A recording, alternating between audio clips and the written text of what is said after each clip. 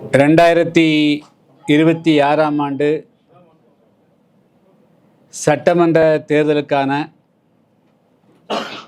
புதிய தமிழகம் கட்சியினரிடத்தில்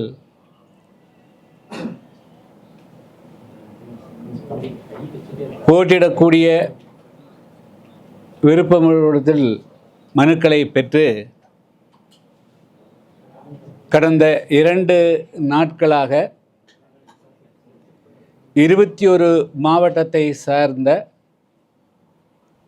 300க்கும் மேற்பட்ட புதிய தமிழகம் கட்சியினுடைய நிர்வாகிகளுடன் நேர்காணல் நடைபெற்றிருக்கிறது.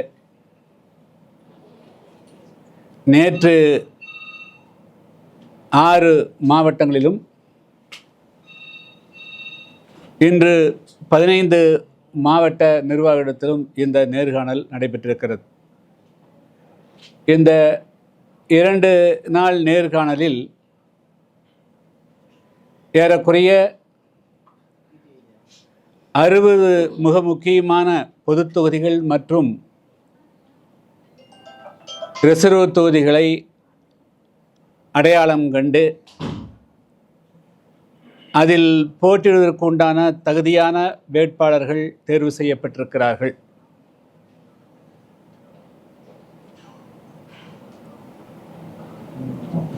இன்னும் எஞ்சியிருக்கக்கூடிய 10 மாவட்டங்களுக்கு மேல் அடுத்த 2 தினங்களில் அவரிடத்திலும் நேர்காணல் நடைபெறவிருக்கிறது. கடந்த காலங்களை விட இந்த ஆண்டு எண்ணற்ற புதிய தமிழகம் கட்சியினுடைய நிர்வாகிகள் கடந்த 2 நாட்கள் நடைபெற்ற நேர்காணத்தில் மிகவும் ஆர்வத்தோடு கலந்து கொண்டிருக்கிறார்கள். 2026ஆம் ஆண்டு சட்டமன்ற தேர்தலை பொறுத்தமட்டிலும் புதிய தமிழகம் கட்சி தமிழ்நாட்டில் ஒரு நல்லாட்சி அமைவதற்கு, தமிழ்நாட்டில் ஆட்சியிலும் அதிகாரத்திலும் பங்கு என்ற முழக்கத்தோடு கூட்டணி ஆட்சி அமைய வேண்டும், அதற்காக புதிய தமிழகம் கட்சி அனைத்து விதமான செயல்பாடுகளையும் மேற்கொள்ளும் என்று ஏற்கனவே கடந்த ஜனவரி மாதம் 7ஆம் தேதி அன்று புதிய தமிழகம் கட்சியின் 7வது மாநாட்டிலே தீர்மானம் நிறைவேற்றியிருக்கிறோம். அதனுடைய அடிப்படையில் தமிழ்நாட்டில் ஒரு ஆட்சி மாற்றத்தை உருவாக்குவதற்கும் ஊழலற்ற, கனிவள கொள்ளைகள் இல்லாத, தமிழ்நாட்டில் மது, போதை, புகை அறவே இல்லாத, லஞ்சம் நாவல்யம் இல்லாத ஒரு ஆட்சியை அமைப்பதற்கு முழு முயற்சியை எடுக்க வேண்டும் என்ற அடிப்படையில் கட்சி எனக்கு வழங்கக்கூடிய அதிகாரத்தினுடைய அடிப்படையில் நாங்கள் தமிழ்நாட்டில் ஏற்கனவே 2019ஆம் ஆண்டு நாடாளுமன்ற தேர்தலிலும் 2024ஆம் ஆண்டு நாடாளுமன்ற தேர்தலிலும் தேசிய ஜனநாயக கூட்டணியில் அங்கம் பெற்றதனுடைய அடிப்படையில் இன்று இந்த தேசிய ஜனநாயக கூட்டணிக்கு தமிழ்நாட்டில் அஇஅதிமுக தலைமை தாங்குகிறது என்றனுடைய அடிப்படையில் அவர்களோடு பல கட்ட சுற்று பேச்சுவார்த்தைகளை நடத்தினோம். நேரடியாகவே நான் ஒரு முறை தமிழ்நாட்டினுடைய முன்னாள் முதலமைச்சர், அதை அஇஅதிமுக பொதுச்செயலர் எடப்பாடி பழனிசாமி அவருடைய அவர் இல்லத்திலே சந்தித்து பேசினோம். அதற்கு பிறகு அவருடைய பிரதிநிதிகள், மிக முக்கியமான முன்னாள் அமைச்சர்கள், நாடாளுமன்ற உறுப்பினர்கள் ஒரு 4-5 முறை நானும் அவர்களை சந்தித்தேன். அவர்கள் என்னுடைய இங்கே இல்லத்திலும் சந்தித்தார்கள், சென்னையிலும் சந்தித்தோம். மிக முக்கியமாக நாங்கள் அவருடைய சந்திப்பின் போது வைத்த முக்கியமான கோரிக்கை ஒன்று, 2019ஆம் ஆண்டு நடைபெற்ற நாடாளுமன்ற தேர்தலின் போதும், அதே 2024ஆம் ஆண்டு நாடாளுமன்ற தேர்தலின் போதும் பேச்சுவார்த்தையின் போது எங்களுக்கு தென் தமிழகத்திலே வந்து நீண்ட நாட்களாக வந்து ராஜ்யசபா யாருக்கும், குறிப்பாக தேவேந்திரோட மக்களுக்கு, ஒடுக்கப்பட்ட மக்களுக்கு கொடுக்கப்படவில்லை. எனவே ஒரு ராஜ்யசபா சீட்டு கொடுக்கப்பட வேண்டும் என்றும், அதே போல நாங்கள் வந்து புதிய தமிழகம் கட்சி 21 மாவட்டங்களில் வந்து வலுவாக ஒரு 120க்கு மேற்பட்ட தொகுதிகள் வலுவாக இருக்கிறது. 12லிருந்து ஒரு 15 தொகுதிகள் எங்களுக்கு வந்து கொடுத்தால்தான் நாங்கள் வந்து இந்திய தேர்தல் ஆணையத்தினுடைய விதிமுறைகளின்படி தனிச்சின்னத்திலே போட்டியிட முடியும் என்ற கருத்தை முன்வைத்தோம். அவர்கள் வந்து 12, 15 எல்லாம் முடியாது, 12 முடியாது என்று சொன்னார்கள். அதற்கு பிறகு 9, 8 என்று வந்தார்கள். கடைசியாக மிக முக்கியமான ஒருவர் வந்து, நீங்கள் சரியாக 7 இடங்களை எழுதி கொடுங்கள், அதை நாங்கள் நிறைவு செய்வோம் என்று சொன்னார்கள். அதில் குறிப்பாக வந்து புதிய தமிழகம் கட்சி ஏறக்குறைய 21 மாவட்டங்களில் வலுவாக இருந்தாலும் கூட மிக அதிகமாக நாங்கள் வந்து களப்பகுதியாக தளமாக இருக்கக்கூடிய தூத்துக்குடி மாவட்டம், கொடியங்குளம் பிரச்சனைக்காக போரிட்ட காரணத்தினால தூத்துக்குடி மாவட்டத்திலே ஓட்டப்பிடாரம் சட்டமன்ற தொகுதி, 2வது மாஞ்சோலை தேயிலை தோட்ட தொழிலாளர்களுடைய போராட்டம் என்ற காரணத்தினால தென்காசி நாடாளுமன்ற தொகுதியில் நான் 7 முறை போட்டியிட்டிருக்கிறேன். அங்கே வந்து அந்த தென்காசி நாடாளுமன்ற தொகுதியில் 3 ரிசர்வ் தொகுதிகள் இருக்கின்றன. ஒன்று சங்கரங்கோயில், 2வது வாசவநல்லூர், 3வது வந்து ஸ்ரீவில்லிபுத்தூர். அதில் 2 கொடுத்தால் பரவாயில்லை என்று நாங்கள் கேட்டோம். கடைசியாக வந்து 1வது 3ல் 1வது வந்து அந்த தென்காசி நாடாளுமன்ற தொகுதியில் ஒரு தொகுதியாக கொடுக்கணும். அதுக்கு பிறகு ராமநாதபுரத்துக்கு பரமக்குடி, அதுக்கு பிறகு நிலக்கோட்டை, வால்பாறை, இதுபோல் வந்து அதே போல் மத்திய பகுதிக்கு ஒன்று, டெல்டா பகுதிக்கு ஒன்று, அவர்கள் கடைசியாக வந்து 7 தொகுதிகள் வந்து எழுதி வாங்கி சென்றார்கள். அதுக்கு பிறகு மீண்டும் ஒருத்தர் வந்து இல்லை, நீங்கள் வந்து நாங்கள் வந்து இது கொஞ்சம் பரிசீலித்தோம், எங்களுக்கு கொஞ்சம் கடினமாக இருக்கிறது, இன்னும் 2 ஏதாவது குறைத்து கொண்டு 5 கொடுத்தால் நாங்கள் உறுதி செய்து விடுகிறோம் என்று கோயம்புத்தூரில் ஒரு 5-6 தினங்களுக்கு முன்பு எழுதி வாங்கி கொண்டு சென்றார். அப்புறம் பார்த்தா அந்த 5ம் அவங்க கொடுக்கல. அதுக்கு பதிலாக நீங்கள் வந்து திருவிடைமருதூர் நில்லுங்க அப்படின்னு சொல்லிட்டு கும்பகோணத்து பக்கத்தில் ஒரு தொகுதியை சொன்னாங்க. கும்பகோணத்தில் எங்களுக்கு வந்து கும்பகோணம் பகுதியில் திருவிடைமருதூரில் எங்களுடைய புதிய தமிழகம் கட்சிக்கு பெரிய வலு ஒன்றும் கிடையாது. டெல்டாவில் இப்போ கீழ்வேலூர் இருக்குது, திருத்துறைப்பூண்டியில் இருக்கிறோம், திருவாரூர் இருக்கிறோம், மன்னார்குடியில் இருக்கிறோம், அதே போல் திருவையாறில் கொடுக்க முடியும். பட் ஆனால் அங்கே வந்து எங்களுக்கு சாத்தியமில்லை என்று சொல்லிவிட்டோம். ஆனால் அதுக்கு பிறகு வந்து அவர்கள் வந்து தொடர்ச்சியாக வந்து அதுக்கு பிறகு எந்த விதமான பேச்சுவார்த்தைகளும் முன்னேற்றம் இல்லை. திடீரென்று பத்திரிகையாளர் சந்திப்பில் ஒரு எடப்பாடி பழனிசாமி அவர்கள் அது வந்து ஏதோ பேச்சுவார்த்தை நின்று போய்விட்டது என்று சொல்லிவிட்டார். நாங்கள் வந்து எனவே வந்து புதிய தமிழகம் கட்சி உங்களுக்கு தெரியும், புதிய தமிழகம் கட்சி நாங்கள் 2019 தேசிய ஜனநாயக கூட்டணியில் இருந்தோம், 2024 இருந்தோம். பொதுவாக வந்து இந்த ரிசர்வ் தொகுதிகளில் வந்து பெரிய கட்சி இருக்கக்கூடியவர்கள் தேர்ந்தெடுத்து சென்று அவர்கள் வந்து இந்த ஒடுக்கப்பட்ட மக்களுக்கு என்ன நோக்கத்திற்காக இந்திய அரசியல் சாசனத்திலேயே அந்த தொகுதிகள் ஒதுக்கப்பட்டதோ அந்த நோக்கத்தை நிறைவேற்றக்கூடியவர்கள் அந்த கடமை ஆற்றாத காரணத்தினால்தான் பல பிரச்சனைகள் தமிழ்நாட்டில் இருக்கிறது. எனவே இந்த ரிசர்வ் தொகுதிகளையாவது அதுக்காக உருவான அமைப்புகளுடைய பிரதிநிதிகள் எங்களை போன்றவர்கள் வந்து நிற்பது மூலமாக அந்த பிரச்சனைகள் சட்டமன்றத்தில் முறையாக எடுத்து வைக்கப்படும் அப்படிங்கிறதுக்காகத்தான் நாங்கள் வந்து இந்த ரிசர்வ் தொகுதிகளில் அதிகமாக வந்து கேட்டோம். பொது தொகுதியும் கூட ஒன்று கேட்டோம், திருநெல்வேலியும் கூட கேட்டோம். அந்த அடிப்படையில் தான் ஒரு குறைஞ்சபட்ச கடைசியாக 7 மாவட்டத்துக்கு 7ங்கிறது கேட்டோம். இப்போ என்ன அது என்ன கொடுக்குறாங்க அப்படிங்கிறது என்ன, அதாவது வந்து பேச்சுவார்த்தைகள் என்று சொன்னால் ஒரு பார்கெனிங். நாங்கள் 12 கேட்டால் அவங்க ஒரு 4-5 ஸ்டார்ட் பண்ணி ஒரு மிட்வே நிற்கிறது. அப்படித்தான் வந்து கடந்த காலங்களில் நாங்கள் வந்து இப்போ 2001 அன்றைய முதல்வர் கலைஞர் அவர்கள் பேசிய போதோ அம்மையார் ஜெயலலிதா பேசிய போதோ அது வந்து இப்படித்தான் நடந்திருக்கிறது. ஆனால் இப்பொழுது அது போன்ற அணுகுமுறைகள் இல்லை.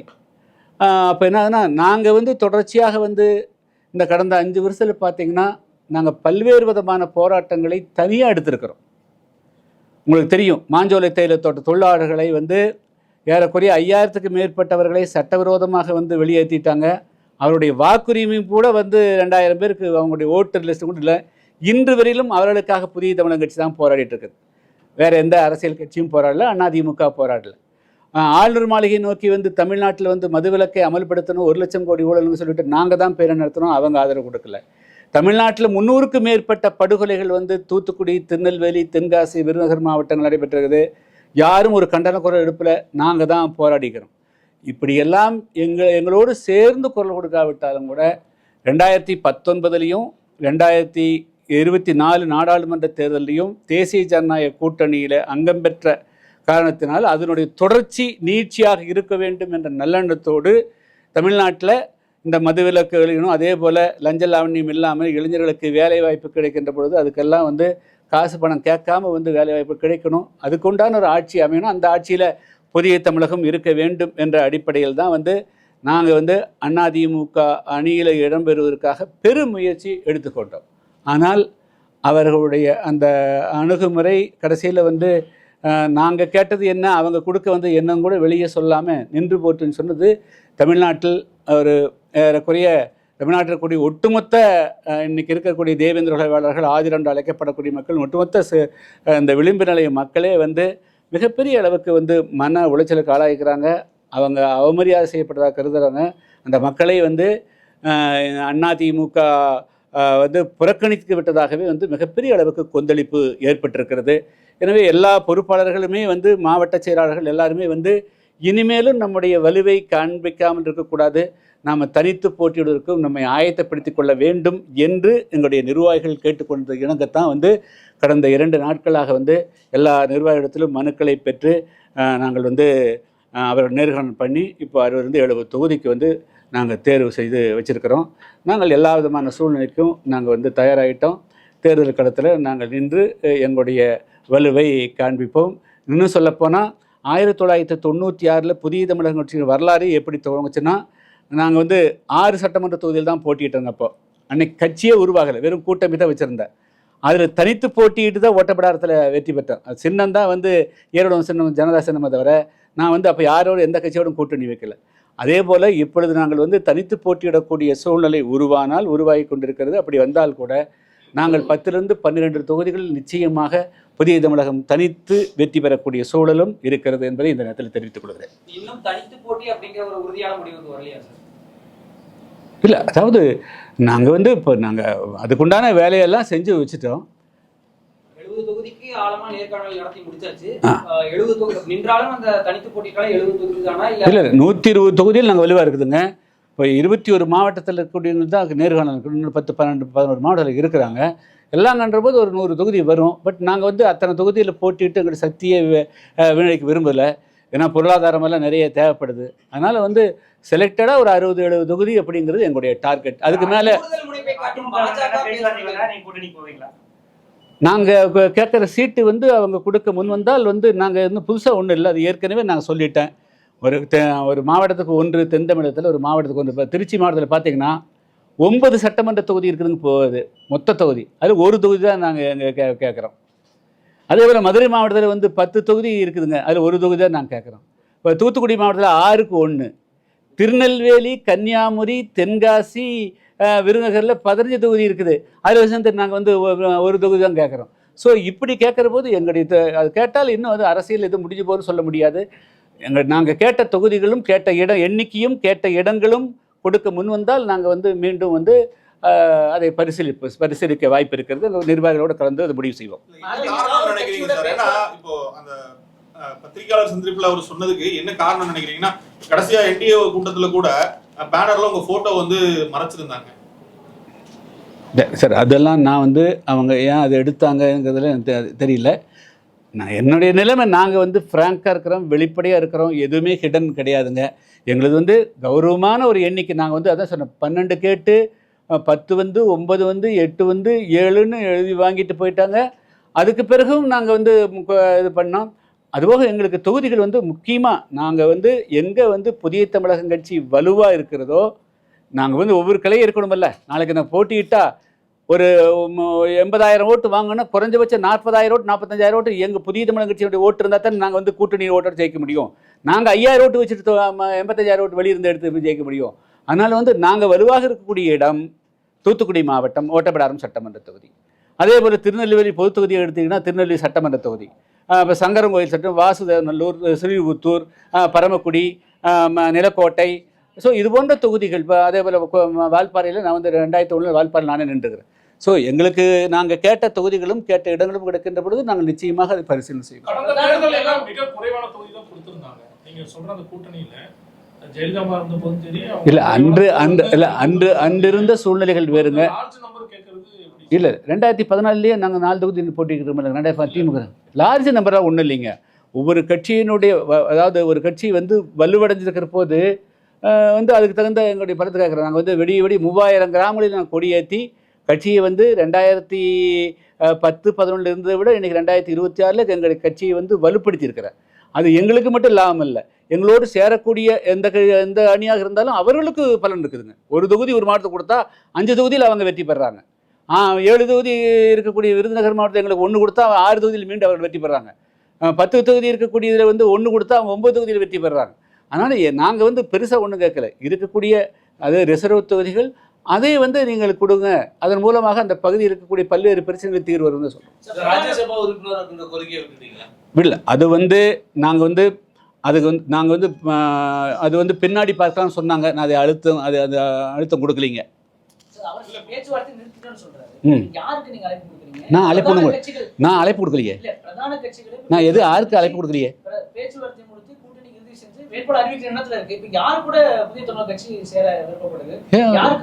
இல்லை, நாங்கள் யாருக்கு கோரிக்கை வைக்கலையே.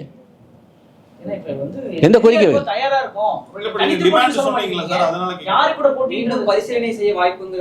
நீங்க கேட்டீங்க, அவர் கேட்டாரு. அந்த இல்லை அதாவது அரசியலில் வந்து வாய்ப்பு இருக்குமான்னு கேட்டாரு. அவர்கள் வந்து எங்களுடைய கோரிக்கையை ஏற்று அவங்க வித்ட்ரா பண்ணிட்டு கொடுக்கறதுக்கு வாய்ப்பு இருக்குல்ல. அப்படி ஒரு சூழ்நிலை வந்தால் நாங்கள் பரிசீலிப்போம்னு சொன்னோம். நாங்கள் வந்து யாருக்கு அழைப்பெல்லாம் கொடுக்கல ஆச்சுங்களா.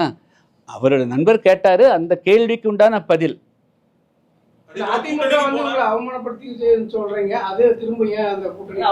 இல்லை, அதாவது மக்கள் அவமான புறக்கணு. அதாவது வந்து நாங்கள் வந்து வெளியிருந்து உள்ளே போகல. நாங்கள் ஏற்கனவே 2019 அந்த கூட்டணியில் இருந்தோம். 2026 2 வருஷத்துக்கு முன் நாடாளுமன்ற தேர்தல் தென்காசி நாடாளுமன்றத்தில் போட்டியிட்டோம். அதனுடைய தொடர்ச்சியாகத்தான் அந்த கூட்டணியில் பங்கு பெற வந்து எல்லாருமே அப்படி தான் நினைப்பாங்க. யாரும் நாங்கள் மற்றவங்ககிட்ட எல்லாத்துக்கிட்டையும் பேசிகிட்டு இருக்கலையே, நாங்கள் இவங்களோட தானே பேச்சை நடத்தினோம்.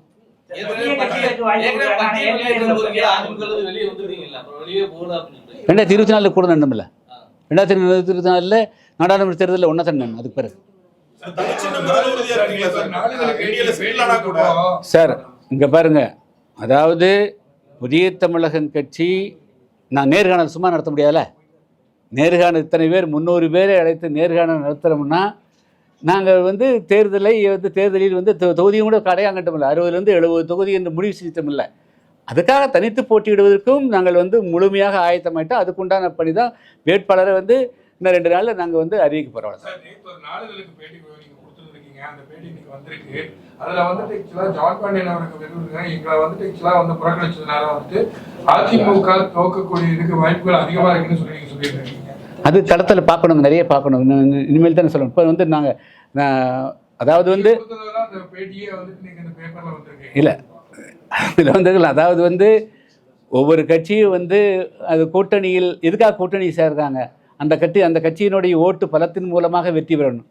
அப்போ ஒரு பெரும்பான்மையான மக்கள் ஒரு தொகுதிக்கு, சட்டமன்ற தொகுதிக்கு குறைந்தபட்சம் 30,000 60,000 70,000 வாக்கு இருக்கக்கூடிய ஒரு பின்பற்றக்கூடிய ஒரு சமுதாயத்தை புறக்கணிச்சுன்னா அது பாதிப்பு வருமா வராதா?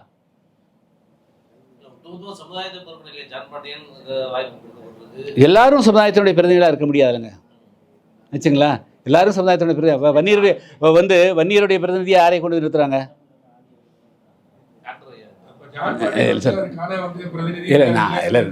நாங்கள் அதுக்குள்ளே வரல, அது சின்ன மேட்டர், அதை விட்டுருங்க, டைவர்ட் பண்ண வேண்டாம். மாற்று அணிகள் எதுக்கும் போறதுக்கான வாய்ப்பு இருக்கு சார். இப்போ அணிகள் புதிய இன்னைக்கு கூட வந்து ஒரு அணி உருவாயிருக்கு. சரிங்க, டிவிகேங்கிற அணி இருக்கு. அவங்களோட எல்லாம் போறதுக்கான வாய்ப்பு இல்லை இல்லை இல்லை. இப்போ இந்த நிமிடம் வரையிலும் நாங்கள் வந்து நேற்றும் இன்றும் வந்து முழுக்க புதிய தமிழகம் கட்சியை வந்து நாங்கள் வந்து ஒரு 60-70 தொகுதிகளை தேர்வு செய்து அதில் போட்டியிடுவதற்கு தான் ஆயத்தப்படுத்துகிற வர மாற்றணிகள் நீங்கள் சொல்கிற மாதிரி யார் தயாராக்குறாங்க என்னங்கிறது தெரியல. நாளைக்கு என்ன நடக்கும் என்று இப்பொழுது சொல்ல முடியாது. பேச்சுவார்த்தையில 5 ஃபைனலைஸ் பண்ணிட்டீங்க. பேச்சுவார்த்தைக்கு வர்றப்போ இன்னைக்கு கம்மியா இருந்தா நீங்க accept இல்லை அதெல்லாம் அதில் இல்லை. அதாவது அப்படி இல்லைங்க. அதாவது அவர்கள் எல்லாம் நாங்கள் எல்லாருக்கும் நெருக்கடிகள் இருக்கிறது, நீங்கள் இதை எழுதி கொடுங்கன்னு வாங்கிட்டு வந்து அத்தாட்சியை காமிக்கிறாங்க வச்சுங்களா. அதையும் கூட செய்யலையே அப்படிங்கிறது தான் எங்களுடைய கவலை. எப்படிங்க? எங்கள் புதிய தமிழுக்கு தான் நிறைய வெற்றி வாய்ப்பு இருக்கு.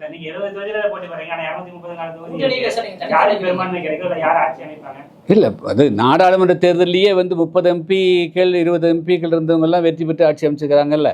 அதனால் நாங்கள் 60-70 போட்டாலே தமிழ்நாட்டில் ஆட்சி பிடிக்கணுங்கிறத, ஆட்சியில் பங்குகிறதானே. அதனால் நாங்களே வெற்றி பெறுவோம். நான் தான் சொன்னேன், தனித்து வெற்றி பெறக்கூடிய வாய்ப்புகள் எங்களுக்கு அதிகமாக இருக்குது. எப்படிங்க? இல்லை, நான் அதெல்லாம் இப்போ சொல்லக்கூடிய நேரம் இல்லைங்க. இன்னைக்கு இருக்கிற கள நிலவரத்தில் நாங்கள் இன்றைய சூழலில் புதிய தமிழகம் கட்சியினுடைய மாவட்ட நிர்வாகிகள், ஒன்றிய நிர்வாகிகளுடைய உணர்வுகளை வெளிப்படுத்தக்கூடிய வகையில் ஒரு 10 ஆண்டு காலம் அவங்களோடு பயணித்த பிறகு ஒரு சில இடங்களை கூட விட்டு தருவதற்கு ஒரு பெருந்தன்மையோ ஒரு தாய் உள்ளம் இல்லாத ஒரு நிலையில் ஒரு ஒட்டுமொத்த சமுதாயம் தேவேந்திர மக்கள் புறக்கணிக்கப்பட்டிருக்கூடிய நிலையை பிரதிபலிக்கக்கூடிய வகையில் இந்த நிலையை எடுத்திருக்கிறோம். அவ்வளோதான் சொல்ல முடியும். 117 தொகுதிகள் இருந்தால் தான் ஆட்சி அமைக்க முடியும். நீங்க 60-70 தொகுதிகள் தான் போட்டு எப்படி ஆட்சி அமைக்க முடியும்? எப்படி நீங்க தான் வலுவா இருக்கீங்க. அது இன்னும் பல இல்லை. நாங்கள் இப்பொழுது அது அதில் ஃபோக்கஸ் பண்ணுறோன்னு சொல்கிறோம். ஆட்சி அமைக்கிறதுல அவர்கிட்ட நாங்கள் ஆட்சியில் பங்கு பெறதுன்னு சொல்லிக்கிறோம். இல்லை, ஆட்சியே நாங்கள் இல்லை. ஆட்சி தேர்தலில் பங்கு பெறும்போது பல பேர் சேர்ந்து ஆட்சி தேர்தலில் பங்கு பெற முடியும். நாங்கள் மட்டுமே யாரும் தனி ஆட்சின்னு என்னைக்கு சொல்லவே இல்லையே. தமிழ்நாட்டில் என்றுமே, அதாவது எங்களுடைய கொள்கையை பொறுத்த மட்டிலும் 5 எம்எல்ஏ இருந்தாலும் 2 எம்எல்ஏ இருந்தாலும் ஒரு தனி சமுதாயத்தினுடைய பிரதிநிதிகளாக அல்லது அவங்களுடைய கொள்கையோடு இருந்தால் அவர்களை அமைச்சரவையில் சேர்க்கணும், ஆட்சியில் பங்கு கொடுக்கணுங்கிறது தான் எங்களுடைய கொள்கை. அதனால் எண்ணிக்கையில் தீர்மானிக்கூடியதுங்க. அதிமுக ஆட்சியில் பங்கு அப்படின்ற உங்களுடைய தீர்மானத்தை அதிமுக ஏற்றுக்குமா, பங்கு கொடுக்கணும்னு நம்புறீங்களா நீங்க? முதல்ல சீட்டு கொடுக்க சொல்லுங்க. எப்படிங்க? நான் அப்படிலாம் யாரும் காலக்கெடு வரலன்னு சொல்லுவேன். அது மாதிரிலாம் எந்த கட்சிக்கு நான் காலக்கெடு கொடுக்கல. நான் அதையும் எதிர்பார்த்துட்டு இல்லை. நாங்கள் தனித்து களங்காண்பதற்கு எங்களை முழுமையாக ஆயத்தப்படுத்தி கொண்டோம். தனித்து களங்காணும் போது எதை முன்னிறுத்தி தேர்தல் நிறைய விஷயங்கள் இருக்குதுங்க. நாங்கள் நான் கடந்த 2 பிரஸ் மீட்டுக்கு முன்னாடியே எங்கள் மாநாட்டில் நாங்கள் சொன்னது, தமிழ்நாட்டுக்கு ஒரு சுவிட்ச் வரணும். ஈக்குவாலிட்டி அண்ட் ஈக்விட்டி அண்ட், அதாவது ஒரு அனைவருக்கும் சமமான நீதியை வழங்கக்கூடிய அரசை கொண்டு வரணுங்கிறது தான் எங்களுடைய ஆரம்பகால கொள்கை. ஈக்குவாலிட்டி அண்ட் ஈக்விட்டி, எல்லாருக்கும் எல்லாம் சமமாக கொடுக்கணும், எந்த விதமான பாகுபாடு இருக்கக்கூடாதுங்கிறது தான் எங்களுடைய கொள்கை. அந்த கொள்கையை உருவாக்கக்கூடிய அரசாக இருக்கணும். அது நாங்கள் தனிப்பட்ட முறையில் சொல்ல, ஆட்சி அதிகாரத்தில் எல்லோரும் பங்கு பெற்றால் தான் இந்த மாதிரி சாத்தியமாகும். தேசிய ஜனநாயக கூட்டணியில் டிடிவி தினகரன் நேரடியாக பாஜகவோட பேசி சீட்டு வாங்கிக்கிறது. நீங்கள் அதிமுக போய் கேட்டது போல பாஜக போய் கேட்டுக்கலாமே. இல்லை, அப்படி இல்லைங்க. நாங்கள் 2024 அதிமுகவோடு பயணித்தோம். 2024 பிஜேபி தனி அணியாக இருந்தாங்க. நான் ஜம்ப் பண்ணி எல்லாம் போகணுங்கிற அவசியம் இல்லை. ஆச்சா, இங்கே தலைமையே அதிமுக இருக்கிற போது நான் மீண்டும் ஒரு சீட்டுக்காக போகணுங்கிற அவசியம் இல்லை. ஆச்சா, சீட்டு கொடுக்குறவங்களும் இங்கே இருக்கிறாங்கல்ல. அதனால் நான் எதுக்கு அது தேவையில்லாமல் போகணும், அது அவசியம் இல்லை. நாம் இங்கே இவங்க தானே எல்லாருக்குமே கொடுக்குறாங்க. புதிய கட்சிகளுக்கு வாய்ப்பு கொடுத்துருக்காங்க. ஆனால் அவங்க கூடவே இருக்கவங்களை ஏன் சொல்லுங்க சார்? அது நீங்கள் அவங்ககிட்ட கேட்கணும் சார். நீங்கள் அவங்ககிட்ட டாக்டர் கிருஷ்ணசாமி அவர்களை நீங்கள் புறக்கணித்ததுக்கு அவங்க உங்கள் கூட எத்தனை வருஷம் ட்ராவல் பண்ணிக்கிறாங்க, அதுக்கு காரணம் அவங்க தான் சொல்லணும், வர நான் சொல்லலை. நான் என்னுடைய நிலைகளை நான் ஃப்ராங்காக எடுத்து வச்சிட்டேன். எந்த சந்தேகம் இருக்கக்கூடாதுக்காக எடுத்து வச்சிட்டேன். தேவேந்திர குல சமுதாய மக்களையும் அதிமுக புறக்கணிச்சுன்னு சொல்லிட்டீங்க. தொண்டர்கள் அதிருப்தியில் இருக்காங்கன்றீங்க. பட் அவங்களாம் தனித்து கலங்காட்டுறதுக்கு ரெடியாக இருக்காங்க. நீங்கள் மட்டும் தான் கூட்டணி போகணும் அமைக்கணும் விருப்பப்பட்டீங்களா? தொண்டர்கள் தயாராகிட்டாங்க, நீங்கள் மறுபடியும் கூட்டணி போட விருப்பப்படுறீங்க? இல்லை, நான் அப்படி சொல்லலையே. இல்லை, மறுபடியும் பேச்சுவார்த்தைக்கு அரசியல் கூட்டம் எல்லாமே முடிஞ்சு எல்லாரும் டோர் க்ளோஸ் பண்ணிருப்பேன். ஃப்ளைட்டில் டோர் க்ளோஸ் பண்ணி ஃப்ளைட் டேக் ஆஃப் பண்ணலையே. அது இருக்கு. அரசியலில் தனி மனிதர்களுடைய இதுக்கெல்லாம் எல்லாம் கிடையாது. அது முக்கியமாக நாங்கள் எங்களுக்கு எண்ணிக்கையும் நாங்கள் கேட்குறது தானே முக்கியமாக இருந்தது. அது நான் அப்படியெல்லாம் இதை கொண்டு ஒரு தனி நபர்களுள்ள அடக்கலைங்க. நான் கிராஸாக ஒட்டுமொத்த தமிழ்நாட்டு மக்கள் புதிய தமிழக கட்சியினுடைய நலன் தென் தமிழகத்தில் நாங்கள் பேஸாக இருக்கக்கூடிய அந்த அந்த அந்த விஷயம் அந்த அடிப்படையில் தான் இருக்கிறத தவிர ஒரு நபருக்கு தனியாக கொடுத்தாங்க அப்படிங்கிறத நான் பார்க்கக்கூடியதுன்னு இல்லை. அதெல்லாம் ஒரு பொருட்டே இல்லை. இல்லை, இப்போ அதுக்கெல்லாம் இன்னும் இப்போ நாங்கள் நேர்காணல் தான் முடிச்சுக்கிறோம் ஆச்சுங்களா. இன்னும் வேட்பாளர் இருக்குது, இன்னும் இதை ஒரு ஃபைனலைஸ் பண்ணணும், ஒரு ஃபைனல் ஷேர் பண்ணணும். மாநிலத்தில் திருப்பி சமுதாயம் ஜாதி அப்படி ஒரு கட்டமைப்பிலே கொண்டு போகிறோமா? வெளிவர வேண்டாமா? சாதிய கட்டமைப்பே தான் டெவலப் பண்ணி அவதான் ஒரு அரசியல் தீர்மானத்தை கொண்டு வரணுமா சார்? கொண்டு வரக்கூடாதுங்க. அதுக்கு என்ன சார் உங்களுடைய தீர்மானம் சார், உங்களோட ஐடியா சார்? எங்கள் கட்சி மாநாட்டு தீர்மானத்தை நல்லா படிங்க. எங்கள் கட்சி மாநாட்டுடைய தீர்மானத்தை படிச்சிங்கன்னா அதுக்கு ஒரு விடை இருக்குது. நீங்கள் எஸ்சி பட்டியலிருந்து வெளியே வரணுன்றது உங்களுடைய தீர்மானம் முக்கிய பிரதானமாக இருந்துச்சு. அதை வரைக்கும் தான் நீங்கள் நாடாளுமன்றத்தில் என்டியில் கூட்டணி வச்சிங்க, அமித்ஷா வாக் அவுட் கொடுத்துருந்தாரு. ஆனால் இதுவரை நிறைவேற்றல. பட் அவங்க கூட்டணியை மறுபடியும் தொடர்ந்துட்டே இருக்கீங்க சார். ஒரே ஒரு புள்ளியை சுற்றியே ஒரு அரசியல் கட்சி செயல்பட முடியாது. இப்போ நடைபெறக்கூடியது தமிழ்நாட்டில் 8 கோடி தமிழ்நாட்டு மக்களுடைய பிரச்சனைகளை தீர்வு காணுது. அதில் இந்த ஆட்சி அமைப்பது மூலமாக நம்ம எந்த அளவுக்கு அதிகமாக நம்ம பங்கு பெற முடியும், நம்முடைய வாய்ஸ், நம்முடைய குரல் எந்த அளவுக்கு அதிகமாக பெறுவதுன்னு தான் பார்க்க முடியுமே தவிர ஒரே ஒரு இஷ்யூக்காகவே ஒரு சட்டமன்ற தேர்தலையோ நாடாளுமன்ற தேர்தலையோ அணுக முடியாது. நாங்கள் அப்படி அணுகலை சார். இப்போ நேற்று எடப்பாடி பழனிசாமி சொல்லும்போது அவங்களுடைய பேச்சுவார்த்தை எங்களுக்கு ஒத்து வரல, அதனால நிறுத்திட்டோம் அப்படிங்கிறாரு. அதாங்க அவர் சொல்ல. அதாவது அவங்க கேட்டதும் நாங்கள் சொன்னதும் ரெண்டும் ஒத்துவலைங்கிறார். அது என்னங்க தெரியலைங்க. அவங்க இப்போ நாங்கள் கேட்டது எங்களுக்கு வந்தால் தானே நாங்கள் சொல்ல முடியும். ஒருவேளை அதிமுக கூட்டணியில் உங்களை சேர்த்தோம்னா தாமரை சின்னத்தில் போட்டியிடணும்னு ஏதாவது நிபந்தனை வச்சாங்கன்னா? இல்லை, அப்படியெல்லாம் நாங்கள் அந்த மாதிரிலாம் அப்படியெல்லாம் அந்த மாதிரி நிபந்தனைகள்லாம் அவன் எப்பவுமே சொன்னதில்லைங்க, எங்கிட்ட சொன்னதே இல்லை. அது போன்ற நிபந்தனைகள் இல்லை. இப்போ அதெல்லாம் பிரச்சனை இல்லைங்க. Number of seats, number of எந்த பிளேஸ் தான் முக்கியம். எண்ணிக்கையும் எந்த இடத்துல தொகுதிகள் ஒதுக்கப்படுங்கிறது தான் பிரச்சனையே தவிர மற்றபடி சின்னமெல்லாம் பிரச்சனை இல்லை. சின்னம்னா பிரச்சனை இல்லைன்னா சரி, அது எந்த காலம் அது புதிய தமிழகம் தனி எலெக்ஷன் கமிஷன் வாங்கி அந்த சின்னம் தான் போட்டுக்கிடும்.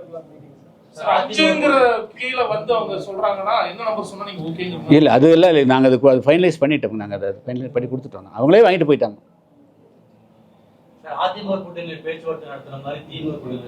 இல்லை சார், அப்படி இல்லை. இல்லை சார், அந்த மாதிரி எல்லாம் ஒன்றும் இல்லை சார். நாங்கள் யார்கிட்டையும் பண்ணல. இல்லைங்க, நாங்கள் வேறு யார்கிட்டையும் பேசலைங்க. நாங்கள் இதே தான் 3 மாதமாக நாங்கள் பேசிட்டு இருக்கோம். ஒவ்வொரு அரசியலையும் டாக்டர் கிருஷ்ணசாமிக்கு ஒரு பெரிய அரசியல் முக்கியத்துவம் இருக்கும். எல்லா அரசியல் கட்சியிலும் தேடி வீட்டுக்கு வருவாங்க.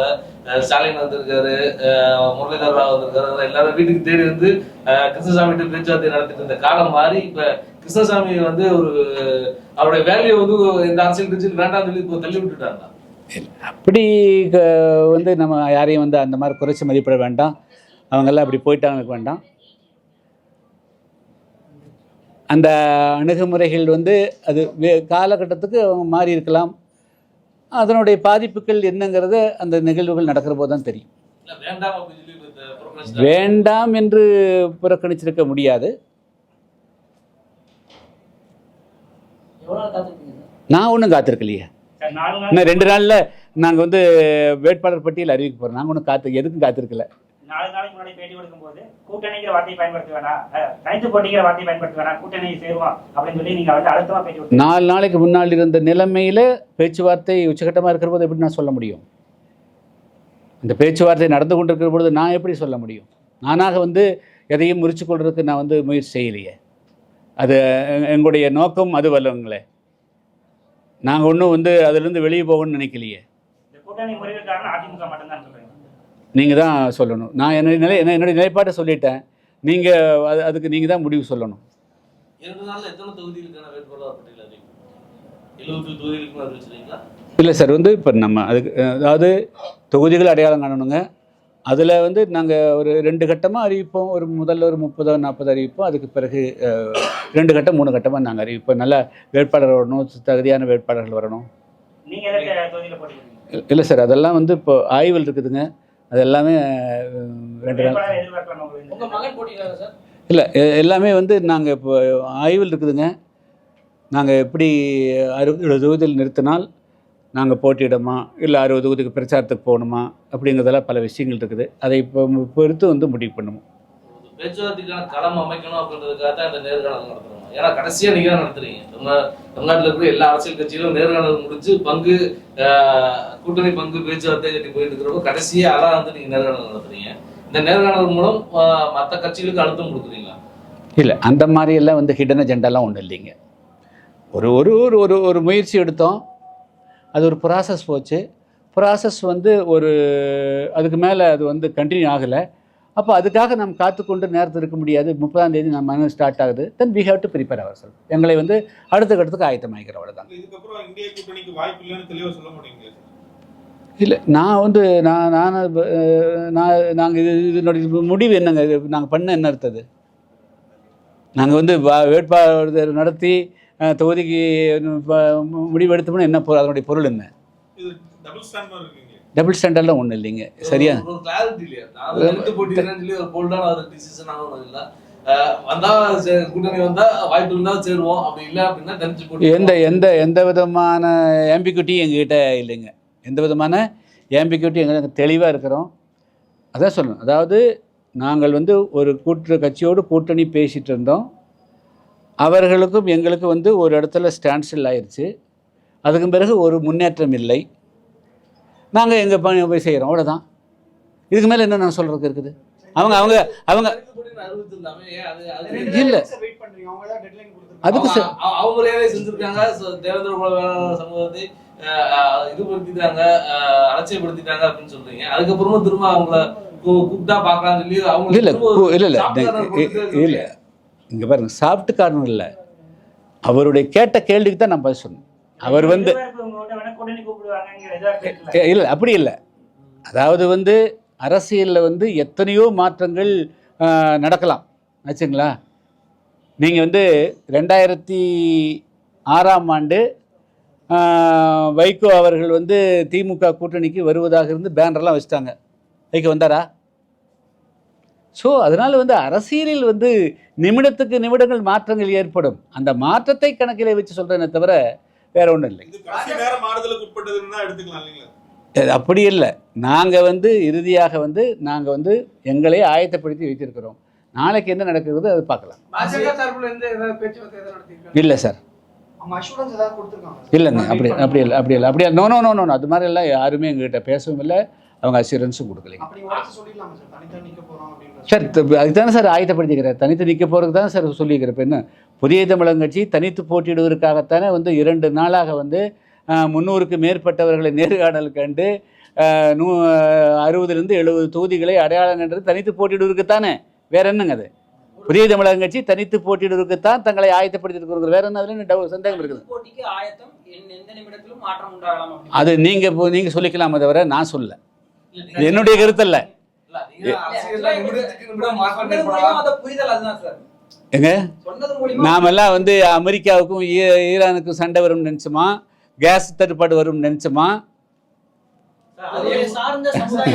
இல்லை, அதனால புதிய தமிழகம் கட்சி 2026ஆம் ஆண்டு சட்டமன்ற தேர்தலில் இன்றைய சூழலில் இந்த நிமிடம் வரையிலும் எங்களை வந்து தனித்து போட்டியிடுவதற்கு ஆயத்தப்படுத்தி கொண்டு வருகிறோம் ஆச்சுங்களா. அதுக்கான நேர்காணல் முடிவிட்டு விட்டது, அவ்வளோதான். சார் 60-70 தொகுதியில் நீங்கள் போட்டியிடுறேன்னு சொல்லியிருக்கீங்களா சார்? மற்ற தொகுதியில் உங்களோட ஆதரவு யாருக்கு? இல்லை, அந்த மாதிரி சுச்சுவேஷன் வராதுங்க. நாங்கள் வந்து இப்பொழுது வந்து ஒரு முக்கியமாக 60-70 இடம் கண்டுக்கிறோம். இன்னும் 20 மாவட்டத்தில் பார்க்குற போது அவர்களும் எல்லா எஞ்சியிருக்கிற தொகுதிகளிலும் போட்டியிட வேண்டும் என்று விரும்பினால் அதையும் நாங்கள் பரிசீலனை வந்து எல்லா தொகுதியிலும் போட்டியிடக்கூடிய சூழ்நிலை வரும். இல்லை, அந்த மாதிரி எல்லாம் இப்போ இன்னும் வந்து அதுக்கெல்லாம் ஒரே நாளில் இப்போ இல்லை, ஒரே நாளில் எல்லாருக்கும் தீர்வு சொல்லக்கூடாதுங்க. இன்றைக்கி வந்து நாங்கள் வந்து 300 பேர்கிட்ட வந்து இன்டர்வியூ பண்ணியிருக்கிறோம். புதிய தமிழகம் கட்சி 2026 சட்டமன்ற தேர்தலில் தனித்து போட்டியிடுவதற்கு எங்களை ஆயத்தப்படுத்திக்கிறோம். 150க்கு மேற்பட்ட மனதில் 60-70 தொகுதிகளை வந்து நாங்கள் அடையாளம் கண்டிருக்கிறோம். பொறுத்திருந்து பாருங்கள். எங்களுடைய இல்லை, மறுபடியும் கூப்பிட்டா இல்லை, அதெல்லாம் சொல்ல நான் சொல்ல. அவருடைய கேள்விக்கு மட்டும்தான் பதிலை தவிர அது நானாக சொன்னது அல்ல. நீங்க நண்பர்கள் கேட்குறீங்க, அதுக்கு ஒரு பதில் சொல்கிறோம், அவ்வளோதான். அப்போ வந்து இன்றைக்கி அதெல்லாம் சொல்ல முடியாதுங்க. இன்னும் வந்து புதிய தமிழ்நாட்டில் இன்னும் அரசியல் கள நிலவரங்களே வந்து இன்னும் ஸ்டார்ட் ஆகலை. மனு தாக்கல் முடிந்து வித்ட்ரா முடிந்த பிறகு தான் வந்து தமிழ்நாட்டில் எப்படி அரசியல் களம் அமைகிறது என்று சொல்ல முடியும். எத்தனை அணிகள் இருக்கிறதுன்னு தெரியும். ஆச்சுங்களா? ஆட்சி மாற்றம் முக்கியம் அப்படின்னு சொன்னீங்க. ஆட்சி மாற்றம் வந்து முக்கியம், அதுக்காக தான் வந்து முயற்சி எடுத்துன்னு சொன்னீங்க. இப்போ நீங்க தனியா போட்டிடுறீங்க. திமுகவுக்கு எதிராக வந்து 4-5 அணிகள் வந்து போட்டிடுறதுனால மீண்டும் திமுக ஆட்சி வரதுக்கு வாய்ப்பு இருக்கலாங்க. அப்படி நான் சொன்னாங்க. இல்ல ஓட்டுகள் சிதறும் இல்லைங்க. அப்படி நீங்கள் அப்படி சிதறி ஏங்க கூட்டணியில இருந்தாலே வந்து திமுகவுக்கு பாதிப்பு வரும் அப்படின்ற அந்த ஒரு கான்பிடன்ட் கூட டாக்டர் இல்லையே. எப்படிங்க நாங்க போட்டிட்டா திமுகவுக்கு பாதிப்பு வரும் அப்படின்னு சொல்றதுக்கான கான்பிடன்ட் கூட இல்லையே. எல்லாம் அடுத்த பிரஸ் மீட்ல சொல்லுவோம். நாங்கள் வந்து ஒரே நாளைக்கு நீங்கள் சொல்லிட்டு பிரஸ் மீட் அப்புறம் நாளைக்கு அடுத்துக்கு வருவீங்க நீங்கள்.